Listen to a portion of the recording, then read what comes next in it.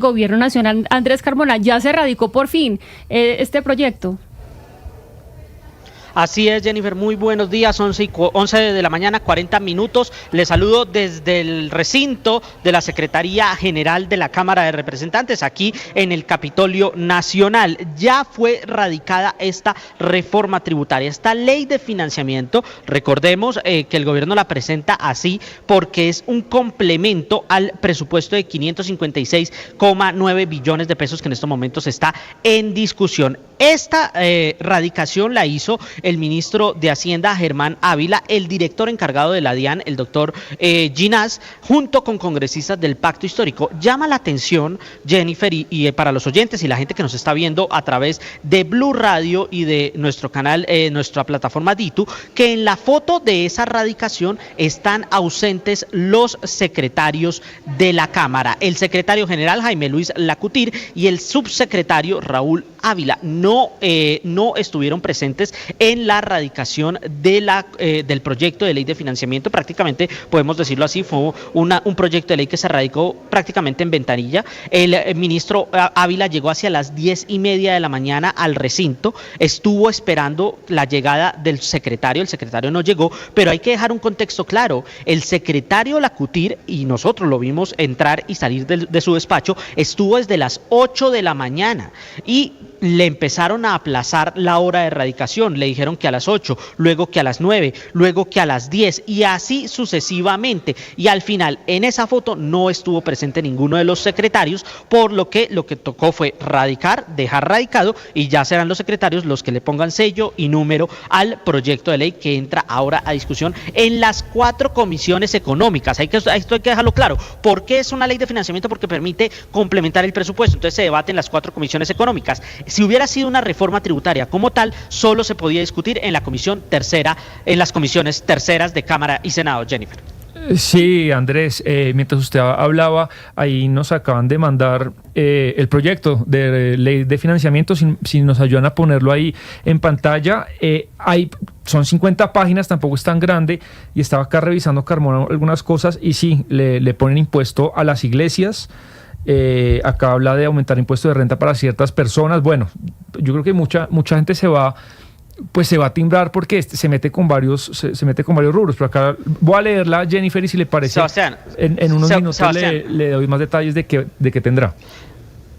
Sebastián, hay que tener en cuenta que el ministro Ávila no quiso dar detalles del proyecto aquí en la radicación. ¿No dijo nada más? Dejó claro 2 cosas. Primero, el monto, 26,3 billones de pesos.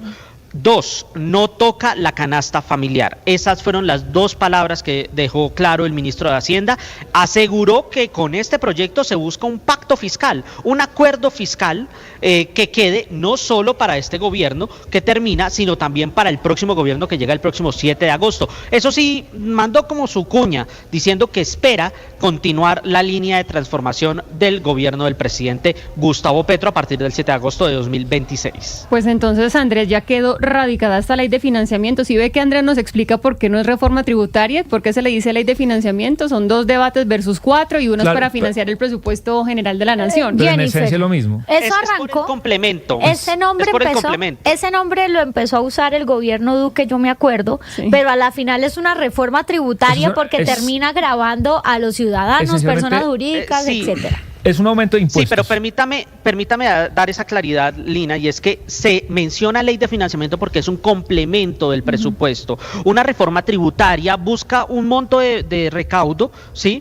Pero es una modificación en el estatuto tributario. Con esta ley de financiamiento no solo se modifica el estatuto tributario, sino que se buscan diferentes fuentes de ingresos para completar el hueco que tiene el presupuesto. Por eso es que se le dice ley de financiamiento. Pero es en sí una reforma tributaria, solo que se le dice ley de financiamiento. O sea, en la teoría es para financiar el presupuesto. Sí, pero lo que le importa al ciudadano y lo que se le tiene que contar al ciudadano, desde mi opinión, es un aumento de impuestos. Que le va a afectar el bolsillo. Es una realidad, sí, es un aumento de impuestos. En la práctica es una reforma tributaria. No, porque una reforma tributaria también podría bajar impuestos. Pero esto es un aumento de impuestos. Pues Andrés Carmona, vamos a estar muy atentos. Nos toca leer esas 50 páginas para desagregar todo lo que trae incluido. Diga. Y a las 2 de la tarde hay que estar muy pendientes porque ahí es donde el ministro de Hacienda va a hacer la rueda de prensa, lo va a hacer en la Casa Santa Bárbara, donde en estos momentos están los congresistas, los ponentes del presupuesto, reunidos con el gobierno, analizando la ponencia de presupuesto o el texto del presupuesto, escuchando a los diferentes integrantes del gobierno nacional, y ahí es donde presentará todos los detalles de lo que tiene esta reforma tributaria o ley de financiamiento, como le queramos decir. Oiga, Andrés, y usted que se mueve muy bien en el Congreso, ¿cómo está el tema por allá de cara a lo que es pues hoy la polémica del día, la elección del nuevo magistrado o magistrada de la Corte Constitucional? ¿Qué se dice en el legislativo? ¿Cómo están las fuerzas? Mire, lo que nos dicen congresistas, y la verdad es que los senadores han sido muy reservados frente a su opinión, frente a la elección del próximo magistrado, es que esto está en un cabeza a cabeza entre la doctora Balanta y el doctor Camargo. Por supuesto, el gobierno se está moviendo, pero el doctor Camargo también se ha movido. Es decir, no solamente la doctora Balanta ha estado presente en la plenaria del Senado de la semana pasada, sino también se hizo presente el doctor Camargo con un personaje que se suma o que llama mucho la atención. Llama la atención que estuvo el magistrado del Consejo Nacional Electoral, Altus Vaquero, en la plenaria del Senado. Se estuvo moviendo por lo que se llama el Salón Social, y recordemos que el doctor Altus Vaquero, antes de ser magistrado del Consejo Nacional Electoral, fue integrante de la Defensoría del Pueblo, fue funcionario de Carlos Camargo. Entonces ahí están circulando las voces de que también Altus estaría promoviendo la candidatura de Carlos Camargo. Esto es un pulso, lo que sí dicen los senadores, esto es un pulso entre el gobierno y la oposición. Y los opositores prácticamente lo que dicen es: no le queremos entregar un magistrado de la Corte Constitucional al presidente Gustavo Petro. Prefieren votar por Carlos Camargo que de pronto por la doctora Balanta, quien ha generado el apoyo del gobierno nacional. Ahora, llama mucho la atención el partido de la U. Esta mañana José David Nami decía que precisamente la jefe natural, por así decirlo, de ese partido, que es la hoy gobernadora del Valle, Dilia Francisca Toro, desautorizaba que la relacionaran con la doctora Balanta, pero las fuentes al interior de la U dicen que eso prácticamente estaba cantado para que Balanta fuera la candidata del partido de la U. Pues Andrés, gracias por esa información, pues nos terminó dando ñapa. Empezamos con la ley de financiamiento o reforma tributaria, como ustedes la quieran comprender, y también pues cómo está el ambiente en cuanto a la elección de magistrado o magistrada de la Corte Constitucional. Gracias por esa información, Andrés Carmona, desde el Congreso. Jennifer, y a mí sí me parece importante subrayar lo que acaba de contarnos nuestro compañero Andrés Carmona, porque es que lo cierto es que esto es un pulso político muy fuerte. Y así como de un lado dicen que se están moviendo para que quede la doctora Balanta, lo cierto es que también hay movimientos que nos acaba de contar nuestro compañero Andrés Carmona para que quede el ex defensor Camargo. Y lo cierto es que también hay fuentes, hay señalamientos de algunos puestos que él habría entregado, no nos consta, pues que también favorecerían, digamos, un poco su elección. Habrá que ver qué pasa, pero la contienda está reñida, y que hay movimientos de lado y lado, no lo podemos negar. Hay movimientos. Y lo hablábamos largo y tendido con el exministro de Vivienda, Nao, pero con el tema que nos compete justamente en este momento, que es esta ley de financiamiento. Sebastián, usted me dijo que le había mandado pues el proyecto que ya fue radicado. Recuerden ustedes que estábamos esperando esta radicación para el viernes pasado, nos dijeron no, va a ser el lunes, va a ser a tal hora, se fue corriendo, ya por fin lo tenemos, habrá que analizarlo, pero usted ya tiene algunas puntadas que trae esta ley de financiamiento. Son 7 capítulos. ¿Quiere que le diga algunos? Que espera hasta las 12:15. Dígame algunos que podamos comentarle a la audiencia. Ya dijo el ministro que no se toca la canasta familiar, que no, eso era un tema que preocupaba a muchos, que nos van a poner pues IVA al huevito. No, el ministro dice no va a pasar, pero entonces ¿a qué le ponen impuesto? Bueno, le voy a decir algunos, y si le parece más adelante vamos como contando otros, porque está caliente de la reforma, nos acaba de llegar. Y acá, bueno, lo que anotamos, vamos con el tema del IVA, que quizá era lo más sensible. Se amplía el IVA a más bienes y servicios que estaban exentos, Jennifer. No es que se le aumente el IVA, sino que no tenían IVA. Por ejemplo, juegos de azar, juegos de suerte de azar, tanto los presenciales, por ejemplo un casino, como los juegos en línea, esos tendrán IVA. Cuotas de administración en propiedad horizontal no residencial y servicios de parqueadero.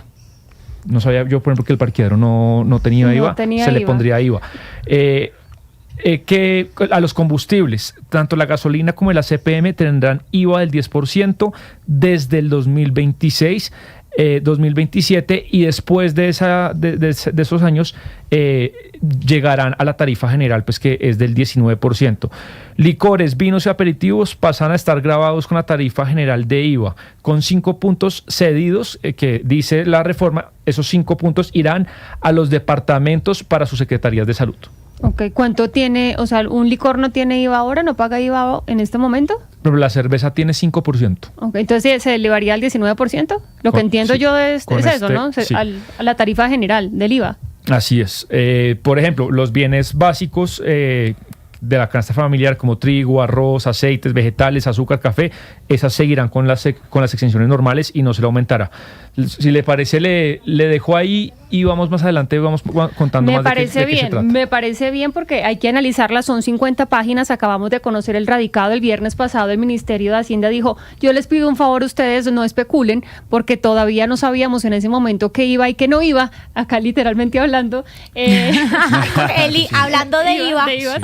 Entonces vamos a ir analizándolo poco a poco y les contaremos a ustedes. Son 7 capítulos, el del IVA, el que acaba de leerlo, el segundo, renta de personas y empresas, tercero, el impuesto al patrimonio, cuarto capítulo es ganancias ocasionales, 5, la retención en la fuente, sexto capítulo, el impuesto al consumo y el séptimo, los impuestos ambientales. Bueno, pues es la reforma o la ley de financiamiento o reforma tributaria que acaba de radicar el gobierno nacional en el Congreso. Vamos a ver cómo le va, porque acá las expectativas que al menos vimos entrevistando a algunos de los congresistas, pues no se veían muy positivas para el gobierno nacional. La pregunta es, ¿qué va a pasar si no se aprueba esa ley de financiamiento? Porque como nos lo explicaba nuestro compañero Andrés Carmona, es esa plática que le hace falta para complementar el gran presupuesto general que presentó también el gobierno y que está estudiándose en este momento en el Congreso. Son las 11 de la mañana, 52 minutos.